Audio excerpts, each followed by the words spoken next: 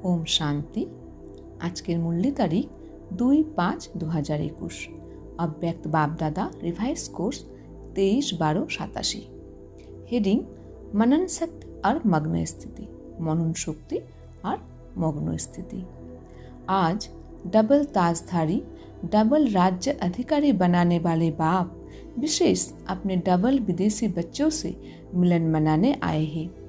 आज की double তাজধারী, double রাজ্য অধিকারী যে বানিয়েছে বাবা, সেই বাবা ডবল বিদেশি বাচ্চাদের সাথে মিলন মানাতে এসেছেন।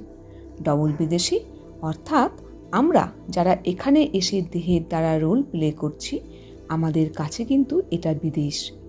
কারণ আমাদের আসল দেশ হলো আমাদের ঘর পরমধাম, যেখানে আমরা বাবার সাথে আত্মারূপে থাকতাম। তো আমরা যারা ভারতে জন্ম নিয়েছি, আমরা হলাম সিঙ্গেল বিদেশি। আর যারা London, America, Japan, German, Singapore এরকম বিভিন্ন বিদেশে জন্ম নিয়েছে, তারা হলো डबल विदेशी। बाप दादा देख रहे हैं कि चारों ओर के डबल विदेशी स्नेही सहयोगी सदा सेवा के उमंग उत्साह से स्नेह और सेवा दोनों में आगे बढ़ते जा रहे हैं। बाबा চারদিকে ডবল বিদেশি বাচ্চাদের মধ্যে দেখছেন যে তারা স্নেহ আর সেবার দিক দিয়ে কিন্তু এগিয়ে চলছে। हर एक के मन में ये उत्साह है कि हमें बाप दादा की प्रत्यक्षता का झंडा लहराना है। তাদের প্রত্যেকের মনে কিন্তু এই উৎসাহ আছে যে আমাদের বাপ দাদাকে প্রত্যক্ষ করতে হবে।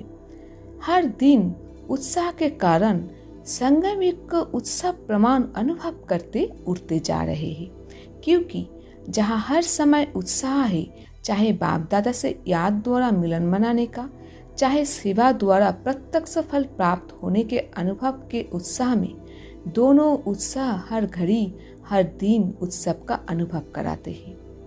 दुनिया के लोग विशेष उत्सव के दिन उत्साह का अनुभव करते हैं, लेकिन ब्राह्मण आत्माओं के लिए संगम युग ही उत्साह का युग है। দুনিয়ার লোক বিশেষ করে উৎসবের দিনে উৎসাহ অনুভব করে থাকে, কিন্তু ব্রাহ্মণ আত্মাদের কাছে সঙ্গম যুগই হলো উৎসাহের যুগ। हर दिन नया उत्साह, उमंग, उल्लास सतत ही अनुभव होता रहता है। इसलिए संगम युग के हर दिन खुशी की खुराक गाते, बाप द्वारा अनेक प्राप्तियों के गुण गाते, डबल लाइट बन सदा उत्साह में नाचते रहते हैं। उत्सव में क्या करते हैं? खाते हैं, गाते हैं और नाचते हैं। अभी विदेश में विशेष क्रिसमस मनाने की तैयारियां कर रहे हैं। खाना, गाना, बजाना और नाचना यही करेंगे ना, और मिलन मनाएंगे। आप हर दिन क्या करते हो? अमृत बेले से लेकर रात तक यही काम करते हो ना। सेवा भी करते हो, सेवा अर्थात ज्ञान डांस करते हो। बाप दादा के गुणों के गीत आत्माओं को सुनाते हो। তোমরা কি করো? তোমরাও তো অমৃত বেলা থেকে উঠে রাত পর্যন্ত এইসবই করো, সেবা করো অর্থাৎ জ্ঞান ডান্স করো, বাবার গুণের গীত আত্মাদের শুনিয়ে থাকো অর্থাৎ জ্ঞান দান করে থাকো। তো রোজ উৎসব মানাতে हो না, তাহলে তোমরা রোজ দিন উৎসব মানিয়ে থাকো। कोई दिन ऐसा नहीं जो सच्चे ब्राह्मण ये कार्य ना करते हो। কোনো দিন এমন যাবে না যে সত্যিকারের ব্রাহ্মণ সে এই কাজটি করবে না। संगम युग का हर दिन उत्साह भरे उत्सव का दिन है। संगम যুগের প্রত্যেকটি দিন উৎসাহে ভরা উৎসবের দিন। वो तो 1-2 दिन मनाते हैं, लेकिन बाप दादा सभी ब्राह्मण बच्चों को ऐसे श्रेष्ठ बनाते हैं, ऐसी गोल्डन गिफ्ट देते हैं जो सदा के लिए संपन्न, सदा भरपूर बन जाते हो। তারা তো 1-2 দিন উৎসবের উৎসব মানিয়ে থাকে, কিন্তু বাপ দাদা সব ব্রাহ্মণ বাচ্চাদের এত শ্রেষ্ঠ বানিয়ে থাকে, তাদের এত গোল্ডেন গিফট দিয়ে সদা সম্পন্ন আর ভরপুর বানিয়ে দেয়। ও লোক क्रिसमस के दिन का इंतजार करते हैं कि क्रिसमस फादर आकर आज गिफ्ट देंगे। তারা ক্রিসমাসের কিন্তু দিনটাকে অপেক্ষা করে থাকে যে क्रिसमस फादर তাদেরকে গিফট দেবে।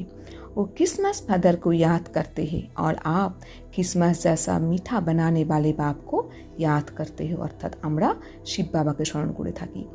इतनी गिफ्ट मिलती है जो 21 जन्म ये गिफ्ट चलती रहती है। वो विनाशी गिफ्ट थोड़ा समय चल समाप्त हो जाएगी। ये अविनाशी गिफ्ट अनेक जन्म अनेक साथ रहेगी। जैसे वो लोग क्रिसमस ट्री को सजाते ही बाप दादा इस बेहद के वाल ट्री में आप चमकते हुए सितारों को, संगम युग की शेष धरती के सितारों को अविनाशी लाइट मैट स्वरूप में स्थित होने का अनुभव कराते हैं। वो लोग भी स्टार को मानते हैं, स्टार सजाते हैं। आप स्टार्स का यादगार स्थूल चमकती हुई लाइट्स के रूप में दिखाते हैं, या लाइट्स से सजाते या फूलों से सजाते हैं। ये किसका यादगार है? रूहानी खुशबूदार फूलों ব্রাহ্মণ আত্মাও কা। এই যে ক্রিসমাস ট্রিটা সাজানো হয়, এই গাছটি সাজানো হয়, এটা কাদের यादगार? বাবা তাই বলেছেন এটা रूहानी खुशबूदार ब्राह्मण आत्माদেরই কিন্তু यादगार। ये सब उत्सव आप संगम युगी ब्राह्मणों के उत्साह भरे उत्सवों के यादगार है। এই সব উৎসব তোমাদের সঙ্গমযুগী ব্রাহ্মণের उत्साहे भरा उत्सवेर यादगार। संगम युग पर कल्प वृक्ष के चमकते हुए सितारे रूहानी गुलाब आप ब्राह्मण आत्माएं हो। अपना ही यादगार स्वयं देख रहे हो। निजेर यादगार तुम निजेराई देखछो। अविनाशी बाप द्वारा अविनाशी रत्न बनते हो, इसलिए अंतिम जन्म तक अपना यादगार देख रहे हो। अविनाशी बाप द्वारा তোমরা অবিনাশী রত্ন তৈরি হয়েছো, এই কারণে নিজের অন্তিম জন্মেও তোমরা তোমাদের यादगार देखছো। डबल रूप का यादगार देख रहे हो। संगम युग के रूप का यादगार भिन्न भिन्न रूप से रीति से दिखाते हैं, और दूसरा भविष्य देव पथ का यादगार देख रहे हैं। ना सिर्फ अपने रूप का यादगार देखते हो, लेकिन आप श्रेष्ठ आत्माओं के श्रेष्ठ कर्म का भी यादगार है। बाप और बच्चों के चरित्र का भी यादगार है। तो अपना यादगार देख सहज याद आ जाता है ना कि हर कल्प हम ऐसी विशेष आत्माएं बनते हैं, बने थे, बने हैं और आगे भी बनते रहेंगे। बाप दादा ऐसे सदा याद में रहने वाले, जिन्हों का यादगार अभी है, ऐसे बच्चों को देख हर्षित हो रहे हैं। याद में रहने वालों का ये यादगार है। যারা বাবা স্মরণে থাকে তাদেরই কিন্তু এটা यादगार। याद का महत्व यादगार देख रहे हो, तो डबल विदेशी बच्चों को अपना यादगार देख खुशी होती है ना। बाप दादा को डबल विदेशी बच्चों को देख डबल खुशी होती है। क्यों? बाप दादा डबल विदेशी বাচ্চাদের দেখে डबल खुशी হয় কেন? एक तो कोने कोने में कल पहले वाले बिछड़े हुए खोए हुए बच्चे फिर से मिल गए। खोई हुई चीज अगर मिल जाती है तो खुशी होती है। এক তো তারা অনেক দিনে ছাড়াছাড়ি হারিয়ে যাওয়া বাচ্চা আবার বাবার সাথে মিলিত হয়েছে। তো হারিয়ে যাওয়া কোনো জিনিস যদি আমরা পাই তাহলে তো আমাদের আনন্দ হয় না। बाप तो सभी बच्चों को देख खुश होते ही, चाहे भारतवासी हो चाहे विदेशी। दूसरी बात डबल विदेशी बच्चों की है, जो भिन्न धर्म भिन्न रीति रस्म के पर्दे के अंदर छिपे हुए होते भी इस पर्दे को सहज समाप्त कर बाप के बन गए। ये पर्दा हटाने की विशेषता है। पर्दे के अंदर से भी बाप को जानने की विशेषता डबल विदेशियों की है। तो डबल खुशी हो गई ना। डबल विदेशी बच्चों का निश्चय और नशा अपना अलौकिक है। बाप दादा आज चारों ओर के डबल विदेशी बच्चों को विशेष सदा उत्साह में रहने वाले, हर दिन उत्सव मनाने वाले, हर दिन वरदाता बाप द्वारा विशेष वरदान या विशेष आशीर्वाद लेने की डायमंड गिफ्ट बड़े दिल से बड़े दिन के लिए दे रहे हैं। सदा उत्सव भरे जीवन भवो, सदा सहज उठती कला के अनुभवी श्रेष्ठ जीवन भवो। अच्छा, आज बाप दादा वतन में 3 प्रकार के बच्चों को देख रहे थे। 3 प्रकार कौन से देखे? एक वर्णन करने वाले, दूसरा मनन करने वाले और तीसरा अनुभव में मग्न रहने वाले। वो 3 प्रकार के बच्चे देश विदेश के सभी बच्चों में देखे। वर्णन करने वाले ब्राह्मण अनेक देखे, मनन करने वाले 20 की संख्या में देखे, अनुभव में मग्न रहने वाले उससे भी कम संख्या में देखे। আজকে বাপ দাদা বতনে 3 প্রকারের বাচ্চাকে দেখেছেন। একটা হলো বর্ণন করনে वाले, অর্থাৎ যে শুধু জ্ঞানের বর্ণন করে। मनन करने वाले, যে জ্ঞানের মনন চিন্তন করে। अनुभव में मग्न रहने वाले, অর্থাৎ জ্ঞানটাকে অনুভব দ্বারা সেই মগ্ন অবস্থায় চলে যায়। তো তার মধ্যে বাবা দেখেছেন যে বর্ণনের সংখ্যাটাই বেশি, আর যে মনন করে তার সংখ্যা তার থেকে একটু কম, আর যে অনুভবের দ্বারা মগ্ন অবস্থায় যায় তার সংখ্যা আরও कम। वर्णन करना अति सहज है, क्योंकि 63 जन्मों के संस्कार है। তাই বাবা বলেছেন বর্ণন করাটা অতি সহজ, কারণ তোমাদের মধ্যে 63 জন্মের সংস্কার রয়েছে। एक सुनना, दूसरा जो सुना वो वर्णन करना। ये करते आए हो। भक्ति मार्ग है ही सुनना या कीर्तन द्वारा, प्रार्थना द्वारा वर्णन करना। भक्ति मार्गे তোমরা এটাই করে এসেছো। साथ साथ देह अभिमान में आने के कारण व्यर्थ बोलना ये पक्के संस्कार रहे हैं। जहाँ व्यर्थ बोल होता है वहाँ विस्तार सत ही होता है। सचिंतन अंतर्मुखी बनाता है, पर चिंतन वर्णन करने के विस्तार में लाता है। तो वर्णन करने के संस्कार अनेक जन्मों के होने के कारण ब्राह्मण जीवन में भी अज्ञान से बदल ज्ञान में तो आ जाते हैं। তোমাদের এই সংস্কার অনেক জন্ম থাকার কারণে তোমাদের মধ্যে কি হয়েছে, এই সংস্কারটা তোমাদের জ্ঞানের মধ্যে ব্রাহ্মণ জীবনে কিন্তু চলে এসেছে। ज्ञान को वर्णन करने में जल्दी होशियार हो जाते। वर्णन करने वाले वर्णन करने के समय तक খুশি ইয়া শক্তি অনুভব করতে হে। যারা শুধু জ্ঞানটাকে বর্ণন করে, তারা যেটুকু সময় বর্ণন করে সেটুকু সময় তারা কিন্তু খুশি আর শক্তি অনুভব করে। লেকিন সদাকালকে নিয়ে নেই, কিন্তু সদাকালের জন্য তারা কিন্তু সেই খুশি বা শক্তিটা অনুভব করে না। मुख से ज्ञान दाता का वर्णन करने के कारण शक्ति और खुशी ये ज्ञान का प्रत्यक्ष फल प्राप्त हो जाता है, लेकिन शक्तिशाली स्वरूप सदा खुशी स्वरूप नहीं बन सकते। মুখের দ্বারা এই জ্ঞানটাকে বর্ণন করার ফলে শক্তি আর খুশি জ্ঞানের প্রত্যক্ষ ফল অবশ্যই তোমরা প্রাপ্ত হও, কিন্তু শক্তিশালী স্বরূপ সদা খুশি স্বরূপ তোমরা কিন্তু হতে পারো না। फिर भी ज्ञान रत्न है और डायरेक्ट भगवानुवाच है, इसलिए यथाशक्ति प्राप्ति स्वरूप बन जाते हैं। मनन करने वाले सदा जो भी सुनते हैं उनको मनन कर स्वयं भी हर ज्ञान के पॉइंट्स का स्वरूप बनते हैं। যারা মনন করে তারা সেটা শুনে, সেই শুনে কিন্তু তারা সেই স্বরূপে স্থিত হয়ে যায়। मनन शक्ति वाले गुण स्वरूप, शक्ति स्वरूप, ज्ञान स्वरूप और याद स्वरूप सत ही बन जाते हैं। যারা মনন করে, জ্ঞানটাকে মনন চিন্তন করে, তারা কিন্তু গুণ স্বরূপ, শক্তি স্বরূপ, জ্ঞান স্বরূপ, ইয়াদ স্বরূপ, এটাতে কিন্তু অটোমেটিক্যালি তারা তৈরি হয়ে যায়। क्योंकि मनन करना अर्थात বুদ্ধি দ্বারা জ্ঞানকে ভোজন को হজম करना है। কারণ মনন করা তার অর্থ হলো বুদ্ধি দিয়ে জ্ঞানটাকে ভোজন করে তাকে হজম করা অর্থাৎ ধারণ করা। जैसे स्थूल भोजन अगर हजम नहीं होता है তো শক্তি नहीं बनती है। যখন আমরা ভোজন করি তখন যদি সেই খাবারটা আমাদের হজম না হয় তাহলে কিন্তু আমাদের শরীরে শক্তি তৈরি হয় না। সির্ফ মুখকে স্বাদ তক রয়ে যাতা है, সেটা তখন শুধু মুখের স্বাদের টুকু মধ্যেই রয়ে যায় যে আমরা খাবারটা খুব টেস্টফুল খেলাম, কিন্তু যদি হজম না হয় তার ফলে কিন্তু আমাদের সেই খাবারটা খাওয়ার ফলে শক্তি হয় না। ऐसे वर्णन करने वालों को भी सिर्फ ज्ञान मुख के वर्णन तक रह जाता। তো যারা শুধু জ্ঞানটাকে বর্ণন করে তাদের কিন্তু সেই জ্ঞানটা মুখ পর্যন্তই রয়ে যায়। लेकिन वो बुद्धि द्वारा मनन शक्ति द्वारा धारण कर शक्तिशाली बन जाते हैं। কিন্তু যারা মনন করে তারা কিন্তু বুদ্ধি দ্বারা সেটাকে মনন করে তার শক্তিশালী স্বরূপটাকে ধারণ করতে পারে। मनन शक्ति वाले सर्व बातों के शक्तिशाली आत्माएं बनते हैं। যারা মনন করে তারা কিন্তু সব থেকে শক্তিশালী আত্মা কিন্তু হয়, মানে সব কথায় তারা কিন্তু শক্তিশালী আত্মা হয়।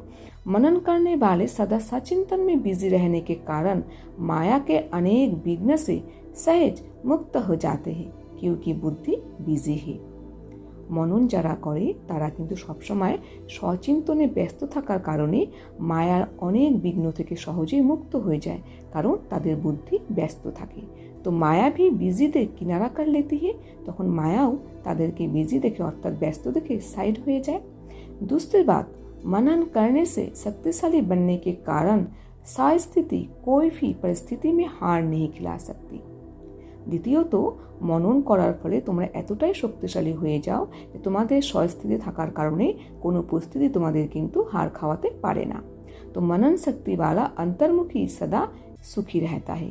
তো যত তোমরা মনন শক্তি করো তত তোমরা অন্তর্মুখী থাকবে, তার ফলে তোমরা কিন্তু সুখী থাকবে। সেই কারণে কিন্তু বাবা বলে থাকেন অন্তর্মুখী সদা সুখী, বাহ্যমুখী সদা দুঃখী। समय प्रमाण शक्तियों को कार्य में लगाने की शक्ति होने के कारण जहाँ शक्ति है वहाँ माया से मुक्ति है। সময় অনুসারে সব শক্তিগুলোকে কাজে লাগানোর ফলে তারা শক্তি অনুভব করে, তার ফলে কিন্তু তারা মায়া থেকে মুক্তি পেয়ে যায়। তো ऐसे बच्चे विजयी आत्माओं की लिस्ट में आते हैं। तीसरे बच्चे सदा सर्व अनुभवों में मग्न रहने वाले।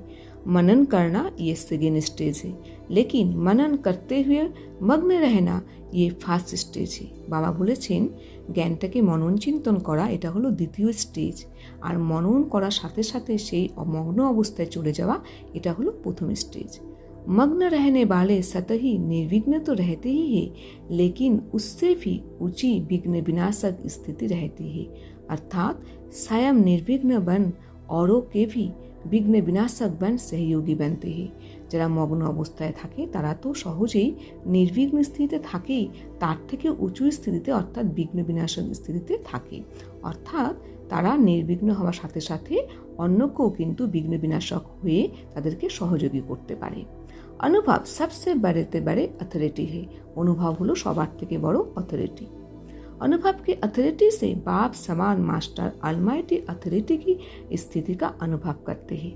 मग्न अवस्था वाले अपने अनुभव के आधार से औरों को निर्विघ्न बनाने के एग्जाम्पल बनते हैं, क्योंकि कमजोर आत्माएं उन्हों के अनुभव को देख स्वयं भी हिम्मत रखती है, उत्साह में आते हैं, हम भी ऐसे बन सकते हैं। যারা মগ্ন অবস্থায় থাকে তারা তাদের অনুভবের আধারের দ্বারা অন্যকেও নির্বিঘ্ন বানানোর উদাহরণস্বরূপ হয়। কারণ যারা কমজোর আত্মা তারা তাদের অনুভব দেখে ভাবে যে আমরাও পারবো, তাদের মধ্যে হিম্মত আসে এবং উৎসাহ আসে। मग्न रहने वाली आत्माएं बाप समान होने के कारण सतही बेहद के वैराग्य वित्ती वाली, बेहद के सेवाधारी और बेहद के प्राप्ति के नशे में रहने वाले सहज बन जाते हैं। मग्न रहने वाली आत्माएं सदा कर्मातीत अर्थात कर्म बंधन से न्यारी और सदा बाप की प्यारी है। যারা মগ্ন অবস্থায় থাকে সেই আত্মারা কর্মাতীত অর্থাৎ কর্মবন্ধন থেকে উপরে এবং বাবার ভালোবাসার পাত্র হয়ে থাকে। मगन आत्मा सदा तृप्त आत्मा, संतुष्ट आत्मा, संपन्न आत्मा, संपूर्णता के अति समीप आत्मा है। মগন আত্মারা সদা সর্বদা তৃপ্ত আত্মা, সন্তুষ্ট আত্মা, সম্পূর্ণ আত্মা এবং সম্পূর্ণতার অতি নিকট আত্মা। सदा अनुभव के अथॉरिटी के कारण सहज योगी सत योगी ऐसे श्रेष्ठ जीवन न्यारी और प्यारे जीवन का अनुभव करते हैं। उनके मुख से अनुभवी बोल होने के कारण दिल में समा जाते हैं और वर्णन करने वाले के बोल दिमाग तक बैठते हैं। বাবা বলছেন যারা অনুভবের দ্বারা জ্ঞানটা শুনিয়ে থাকে তাদের সেই জ্ঞান শুনে অন্যরা কিন্তু সেই জ্ঞানটাকে মনের মধ্যে বসিয়ে নেয়। আর যারা শুধু জ্ঞানটাকে বর্ণন করে তখন কি হয়, তাদের সেই জ্ঞানটা কিন্তু ব্রেন পর্যন্ত অর্থাৎ মাথা পর্যন্তই যায়, মনের মধ্যে বসে না। তো সমঝা ফার্স্ট স্টেজ কিয়া হে, তাই বাবা বলছেন তাই তোমরা কি বুঝলে প্রথম স্টেজটা কি? मनन करने वाले भी विजयी है, लेकिन सहज और सदा में अंतर है। मगन रहने वाले सदा बाप की याद में समाये हुए होते हैं। যারা মগন অবস্থায় থাকে তারা সব সময় বাবার স্মরণে সমাহিত হয়ে থাকে। तो अनुभव को बढ़ाओ, लेकिन पहले वर्णन से मनन में आओ। मनन शक्ति मग्न स्थिति को सहज प्राप्त कर लेती है। मनन शक्ति मग्न स्थिति के सहजे प्राप्त करिए देয়। मनन करते करते अनुभव सतही बढ़ता जाएगा। मनन करते करते अनुभव तुम्हारे मध्य स्वतः किंतु ऑटोमेटिकली एसे जाबे। मनन करने का अभ्यास अति आवश्यक है। मनन चिंतन করার অভ্যাসটা কিন্তু অতি জরুরি। বাবা কালকেও কিন্তু মূলনীতি আমাদের বলে দিয়েছেন যে বিচার সাগর मंथन करो, इसलिए मनन शक्ति को बढ़ाओ। सुनना और सुनाना तो अति सहज है। मनन शक्ति वाले मग्न रहने वाले सदा पूज्य, वर्णन करने वाले सिर्फ गायन यज्ञ होते हैं। যারা মনন চিন্তন করে আর যারা মগ্ন অবস্থায় থাকে তারা কিন্তু সর্বদা পূজ্য হয়, আর যারা শুধু বর্ণন করে তারা শুধু গায়নযোগ্যই হয়ে থাকে। তো সদা আপনি কো গায়ন পূজন यज्ञ বানাও। তো নিজেকে তোমরা সর্বদা গায়ন পূজনযোগ্য বানাও। समझा? सेवाधारी तो तीनों है, लेकिन सेवा का प्रभाव नंबरवार है। नंबरवार में नहीं आना, नंबर 1 बनना है। अच्छा, सदा अपने को डबल राज्य अधिकारी, डबल ताजधारी, श्रेष्ठ आत्मा अनुभव करने वाले, सदा मनन शक्ति द्वारा मगन स्थिति का अनुभव करने वाले, सदा बाप समान अनुभवी, मास्टर अलमाइटी अथॉरिटी स्थिति के अनुभवी मुराद बनने वाले, सदा अपने शक्तिशाली पूज्य स्थिति को प्राप्त करने वाले, ऐसे नंबर 1 सदा विजयी बच्चों को बाप दादा का याद प्यार और नमस्ते। हम रूहानी बच्चों की रूहानी बाप दादा को याद प्यार, गुड मॉर्निंग और नमस्ते नमस्ते नमस्ते। विदेशी भाई बहनों के ग्रुप से, विदेश में रहते सदेश स्वरूप की सदा स्मृति में रहने वाले हो। বিদেশে থেকেও স্বদেশ আর স্বস্বরূপের স্মৃতি তোমাদের কি স্মরণে থাকে? जैसे बाप परम धाम से इस पुराने पराये देश में प्रवेश हो आते हैं, ऐसे आप सभी भी परम धाम निवासी श्रेष्ठ आत्माएं, सहजयोगी आत्माएं ऐसे अनुभव करते हो कि हम भी परम धाम निवासी आत्माएं इस साकार शरीर में प्रवेश कर विश्व के कार्य अर्थ निमित्त थे। বাবা যেরকম পরম ধাম থেকে এই পরায় দেশে অর্থাৎ পরদেশে এসেছে, তেমন তোমরাও পরম ধাম নিবাসী শ্রেষ্ঠ আত্মা, সহযোগী আত্মা। তোমরা কি অনুভব করো যে তোমরা এই সাকার শরীর নিয়েছ বিশ্বকার্যের অর্থে? आप भी अवतरित हुई ब्राह्मण आत्माएं हो। शूद्र जीवन समाप्त हुई, आप शुद्ध ब्राह्मण आत्माएं हो। তোমাদের এখন শূদ্র জীবন সমাপ্ত হয়েছে, তোমরা শুদ্ধ ব্রাহ্মণ আত্মা, তোমরা अवतरित हुई ब्राह्मण आत्मा। ब्राह्मण कभी अपवित्र नहीं होते। ब्राह्मण अर्थात पवित्र, ब्राह्मणरा कखनो किन्तु अपवित्र হয় না। ब्राह्मण अर्थात पवित्र। तो ब्राह्मण हो या मिक्स हो, ব্রাহ্মণ নাকি ব্রাহ্মণের মধ্যে আবার মিক্স আছে, অর্থাৎ তোমাদের মধ্যে কি শূদ্রপনা আছে?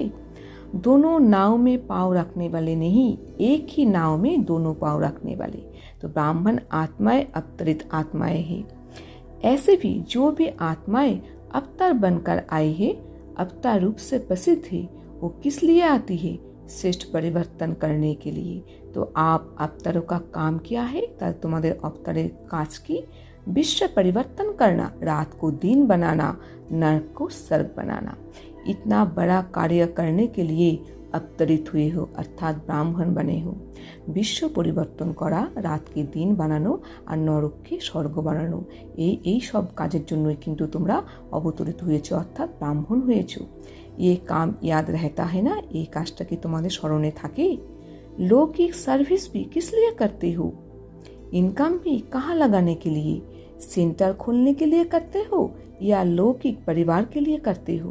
अगर ये लक्ष्य रहता है कि कमाई भी ईश्वरीय कार्य में लगाने के लिए करते हैं, लौकिक कार्य करते भी सेवा ही याद रहती है ना?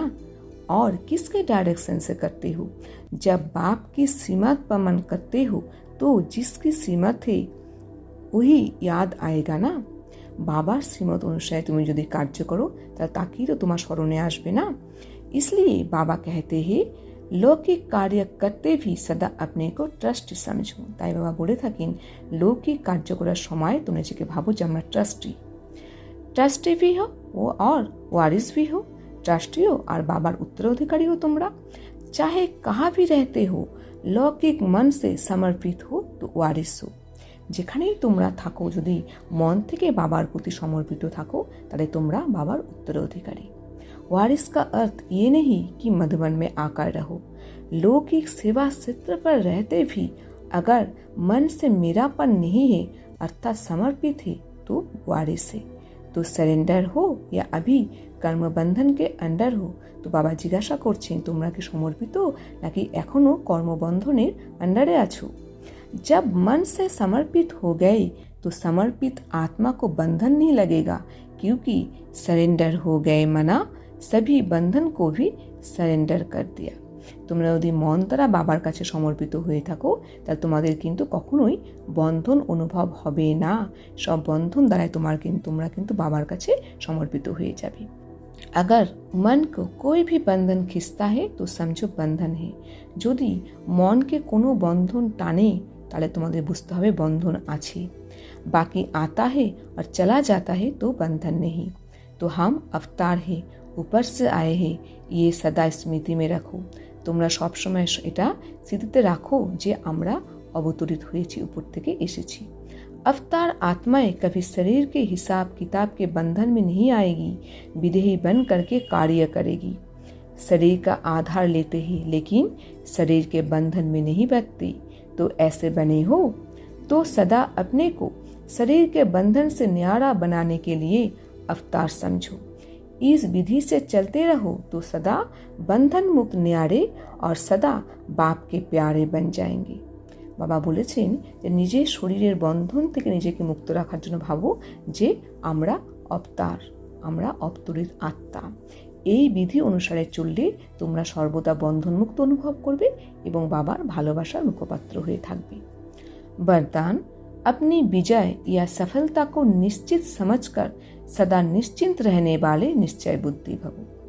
নিজের বিজয় বা সফলতাকে নিশ্চিত বুঝে যে নিশ্চিন্ত থাকে সেই কিন্তু নিশ্চয় বুদ্ধি। स्पष्टीकरण, जो बच्चे सदा बाप में, सैम के पार्ट में और ड्रामा के हर सेकेंड की एक्ट में 100% निश्चय बुद्धि है, उनकी विजय या सफलता निश्चित है।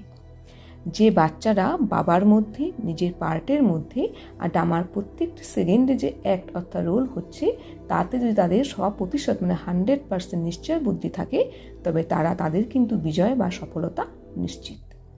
নিশ্চিত বিজয় होने के कारण वो सदा निश्चिंत रहते हैं। তারা জানে যে আমাদের নিশ্চিন্ত বিজয় হবে, সেই কারণে তারা কিন্তু নিশ্চিন্ত থাকে।